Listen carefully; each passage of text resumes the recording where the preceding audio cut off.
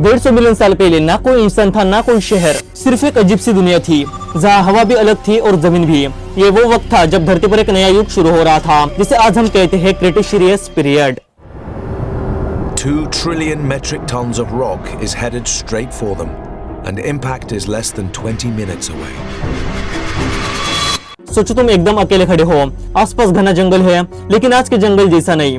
यहाँ के पेड़ पौधे भी अलग है, हवा में एक अजीब सी गर्मी है और हर जगह लाइफ धीरे धीरे इन्वॉल्व हो रही है। इस वक्त एक बहुत बड़ा चेंज चल रहा था। मिलियन साल पहले एक सुपर कॉन्टिनेंट था पेजिया, लेकिन अब वो टूट चुका था। धरती के टुकड़े अलग हो रहे थे। आज के कॉन्टिनेंट जैसा अफ्रीका, साउथ अमेरिका और इंडिया धीरे धीरे अपनी जगह चेंज कर रहे थे। ये मूवमेंट इतना स्लो था कि किसी को भी फील नहीं होता, लेकिन इसने दुनिया का मैप बदल दिया। इस टाइम का क्लाइमेट आज के कंपैरिजन में बिल्कुल अलग था। ग्लोबल टेम्परेचर ज्यादा हाई था और सबसे शॉकिंग बात, धरती पर कहीं भी आइस कैप नहीं थे। समुद्र लेवल भी हाई था, कई जगह जमीन पानी के अंदर चली गई थी। मतलब जहाँ आज शहर है वहाँ कभी समुद्र हुआ करता था। ये दुनिया एकदम डिफरेंट थी और इसी वजह से यहाँ की लाइफ भी अलग थी। अब सबसे इंटरेस्टिंग चेंज, इस वक्त पहली बार धरती पर नए टाइप के प्लांट्स आए, जिसे हम कहते हैं फ्लोरिंग प्लांट्स। ये प्लांट्स पहले के प्लांट्स से अलग थे। इनमें फूल आते थे और ये इंसेक्ट्स को अट्रैक्ट करते थे। इससे इकोसिस्टम में एक नया साइकिल स्टार्ट हुआ। इंसेक्ट्स आए, फिर उनके खाने वाले क्रिएचर्स आए और धीरे धीरे कॉम्प्लेक्स फूड चेन बन गई। ये एक साइलेंट रिवॉल्यूशन था जिसने धरती के लाइफ को हमेशा के लिए बदल दिया। धरती रेडी हो रही थी, एनवायरमेंट सेट हो रहा था, क्लाइमेट परफेक्ट था और नए प्लांट्स ग्रो हो रहे थे। बस अब एंट्री होने वाली थी उन क्रिएचर्स की जो इस प्लेनेट पर राज करने वाले थे। अगला चैप्टर धरती का सबसे डेंजरस और पावरफुल दौर था, जहाँ हर जगह एक ही नाम सुनाई देता था, डायनासोर।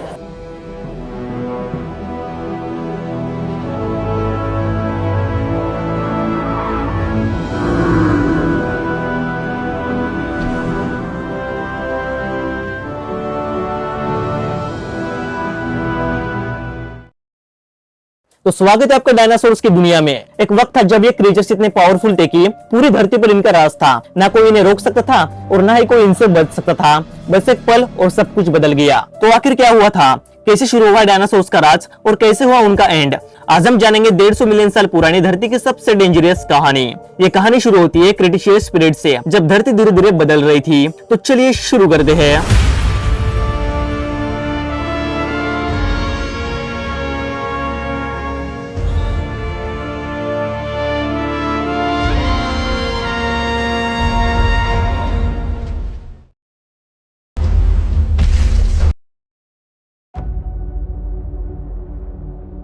सोचो, घने जंगल में अचानक दूर से एक भारी कदम की आवाज आती है। ये कोई नॉर्मल जानवर नहीं है, ये है टायरेनोसोरस रेक्स। टी-रेक्स मतलब जंगल का किंग। इसका साइज इतना बड़ा था कि वो एक घर जितना लगता था और इसका बाइट दुनिया के सबसे पावरफुल बाइट्स में से एक था। इसकी आंखें शिकार पर फिक्स हो जाती थी और एक बार टारगेट मिल जाए तो बचना मुश्किल। ये सिर्फ शिकार नहीं करता था, ये जंगल में अपनी दहशत फैलाता था।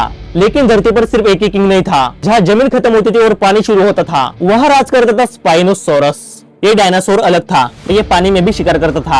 इसकी लंबी बॉडी और क्रोकोडाइल जैसा माउथ, इससे वो एक परफेक्ट वाटर हंटर बनाता था। मतलब पानी में भी कोई सेफ नहीं था। और अब सिर्फ हंटर्स ही नहीं थे, कुछ डायनासोर्स अपनी प्रोटेक्शन के लिए भी फेमस थे, जैसे ट्राइसेराटॉप्स। इसके सिर पे 3 बड़े हॉर्न्स थे और एक स्ट्रॉन्ग शील्ड जैसा स्कूल। ये शांत था, प्लांट्स खाता था, लेकिन अगर कोई अटैक करे तो ये एकदम डेंजरस बन जाता था। यहाँ सबसे इंटरेस्टिंग बात ये भी थी कि डायनासोर सिर्फ एक ही जगह नहीं बल्कि पूरी धरती पर फैल चुके थे। जंगल, डिजर्ट्स, रिवर्स, हर जगह अलग अलग स्पीशीज, कुछ छोटे और फास्ट, कुछ बड़े और पावरफुल। हर एक का अपना रोल था और सब मिलके एक परफेक्ट सिस्टम बना रहे थे। इस दुनिया का सिर्फ एक ही रूल था, या तो तुम शिकार करो या तो तुम शिकार बन जाओ। ये दुनिया डिपेंड्स थी प्लांट्स पर। पेड़ पौधे जो धरती पर हर जगह उग रहे थे और इन्हें खाते थे बड़े बड़े शाकाहारी, जैसे ट्राइसेराटॉप्स जैसे डायनासोर्स। ये शांत होते थे लेकिन उनकी भूख बहुत बड़ी होती थी। दिन भर खाना और जिंदा रहना, लेकिन जहाँ खाना होता था वहाँ शिकारी भी आते थे। मांसाहारी जो दूसरे डायनासोर्स का शिकार करते थे, जैसे टायरेनोसोरस रेक्स। ये चुपके से अपने शिकार के पास आता और एक ही अटैक में सब खत्म। इस दुनिया में कोई सेफ नहीं था और यहाँ सिर्फ जमीन नहीं बल्कि आसमान भी डेंजरस था। यहाँ उड़ते थे फ्लाइंग रेप्टाइल्स, जिन्हें कहते हैं टेसोसोर। ये आसमान से नीचे देखते और अचानक अटैक कर देते। छोटे एनिमल्स के लिए आसमान भी एक खतरा था। और अगर तुम सोच रहे हो कि पानी सेफ होगा तो तुम गलत हो। समुद्र के अंदर रहते थे डेडली हंटर्स, जैसे मोसासोरस। ये इतने डेंजरस था कि एक ही बाइट में बड़े से बड़ा शिकार खत्म। मतलब जमीन, आसमान या पानी, हर जगह डेंजर ही डेंजर। लेकिन इस खेल के बीच एक परफेक्ट बैलेंस भी था। यानी मांसाहारी प्लांट्स कंट्रोल करते थे, शाकाहारी उनकी पॉपुलेशन कंट्रोल करते थे। सब एक दूसरे पर डिपेंड करते थे। अगर एक भी चीज चेंज होती तो पूरा सिस्टम हिल जाता, और ये नेचर का अपना रूल था। इस दुनिया में कोई आराम नहीं था, हर दिन सर्वाइवल का स्ट्रगल। बचपन से ही हर डायनासोर को सिखाना पड़ता था कि कैसे बचना है, कैसे शिकार करना है। ये एक ऐसी दुनिया थी जहाँ सिर्फ स्ट्रॉन्ग और स्मार्ट ही जिंदा रहते थे। हम सोचते हैं कि डायनासोर खत्म हो गए, लेकिन सच क्या है? अगर मैं कहूँ कि डायनासोर आज भी जिंदा है, बस उनका रूप बदल गया है, तो हर डायनासोर बड़ा और डेंजरस नहीं था। कुछ छोटे भी थे, फास्ट और स्मार्ट। इनके शरीर पर फेदर्स जैसे स्ट्रक्चर थे। ये पेड़ों के बीच मूव करते थे और शायद छोटी जंप्स भी लेते थे। ये एक नई प्रकार की लाइफ थी। धीरे धीरे नेचर ने इन्हें बदलना शुरू किया। उनके हाथ विंग्स में चेंज होने लगे, बॉडी हल्की होने लगी, और एक दिन उन्होंने हवा में उड़ना शुरू कर दिया। ये था इवोल्यूशन। साइंटिस्ट ने एक ऐसा फॉसिल ढूंढा जो ना पूरा डायनासोर था, ना पूरा बर्ड। उसका नाम था आर्कियोप्टेरिक्स। सब कुछ परफेक्ट था, नेचर का बैलेंस स्ट्रॉन्ग था, डायनासोर का राज स्टेबल था। लेकिन धरती के अंदर कुछ बदल रहा था, एक ऐसा चेंज जो सब कुछ खत्म करने वाला था। धरती जो आज हमें स्टेबल लगती है, वो सच में कभी स्टेबल नहीं होती। हम जिस जमीन पर खड़े हैं, वो एक सॉलिड पीस नहीं है। इन्हें कॉन्टिनेंट्स कहते हैं, लेकिन ये कॉन्टिनेंट्स फिक्स नहीं होते। ये धीरे धीरे मूव करते रहते हैं, बहुत स्लो लेकिन कंटिन्यूस। क्रेटस पीरियड में ये मूवमेंट और क्लियर हो गया था।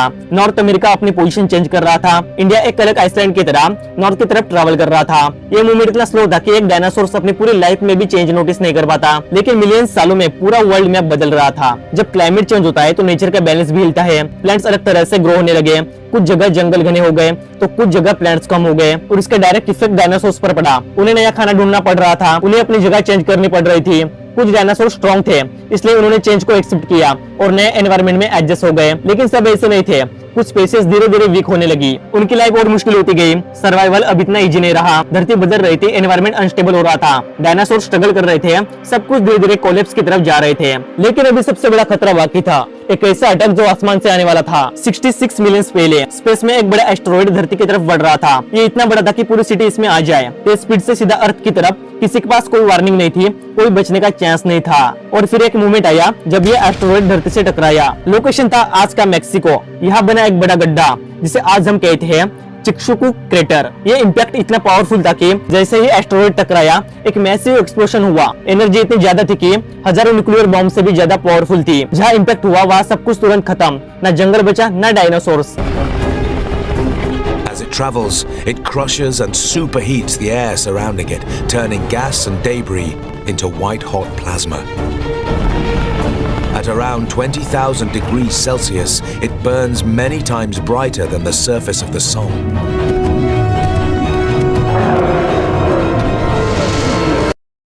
इम्पैक्ट के बाद समुद्र भी शांत नहीं रहा। जायंट सुनामी वेव्स बनी जो कोस्ट एरियाज को डिस्ट्रॉय करने लगी। एक्सप्लोशन के बाद आग लग गई पूरे प्लेनेट पर। स्काई से गिरने वाले गर्म पार्टिकल्स जंगल में आग लगा रहे थे। सबसे डेंजरस इफेक्ट अब आया। इम्पैक्ट से इतना डस्ट और स्मोक उठा कि वो आसमान में फैल गया। सनलाइट धरती की तरफ पहुंचना बंद हो गई। दिन में अभी अंधेरा छा गया। प्लांट्स ग्रो नहीं कर पाए। फूड चेन कोलैप्स होने लगी।